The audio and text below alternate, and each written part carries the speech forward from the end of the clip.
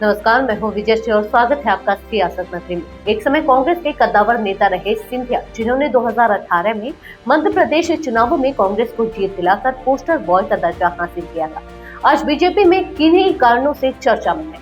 विजयपुर उपचुनाव में बीजेपी की अप्रत्याशित हार ने कई सवाल खड़े कर दिए।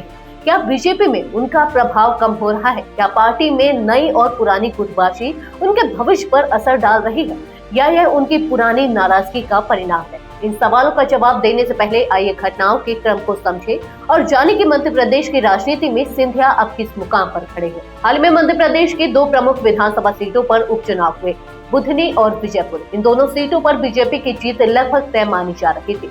बुधनी मुख्यमंत्री शिवराज सिंह चौहान का गढ़ है, जहां से वह हमेशा बड़े अंतर से जीतते आए हैं। वहीं विजयपुर में पार्टी ने व्यापक रणनीतियां बनाई, जातिगत समीकरण साधे और अपने संगठन की पूरी ताकत झोंकी।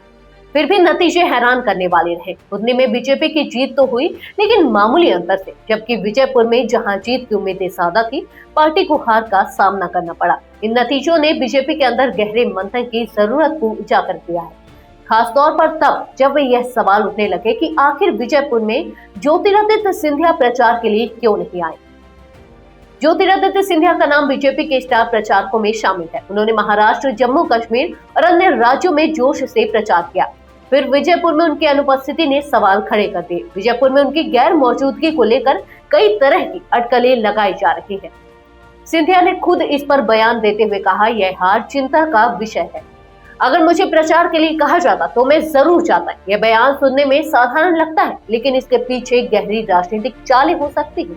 वहीं बीजेपी के प्रदेश कार्यालय मंत्री भगवान दास सबनानी ने दावा किया कि पूर्व मुख्यमंत्री शिवराज सिंह चौहान, प्रदेश अध्यक्ष वीडी शर्मा और संगठन मंत्री हितानंद शर्मा ने सिंधिया से प्रचार का आग्रह किया था, लेकिन उन्होंने अपनी दूसरी व्यस्तताओं का हवाला देकर मना कर दिया।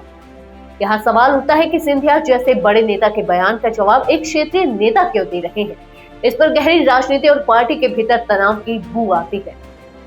ज्योतिरादित्य सिंधिया का बीजेपी में कद अब पहले जैसा नहीं रहा। यह बात पिछले कुछ समय से चर्चा में है।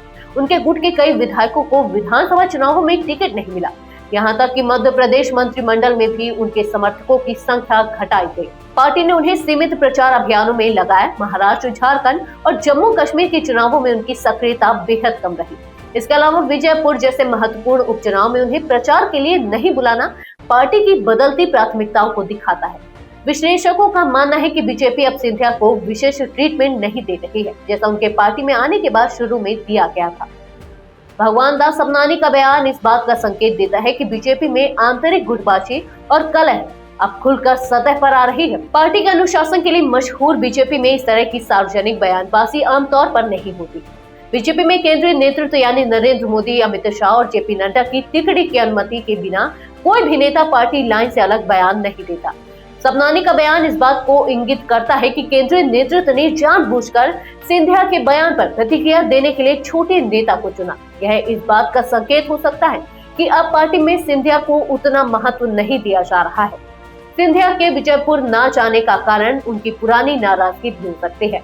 2020 में जब सिंधिया कांग्रेस छोड़कर बीजेपी में शामिल हुए थे, तब उन्हें उम्मीद थी कि उनके पुराने सहयोगी रामनिवास रावत भी उनका साथ देंगे, लेकिन रावत ने कांग्रेस का साथ नहीं छोड़ा, जिससे सिंधिया नाराज हो गए।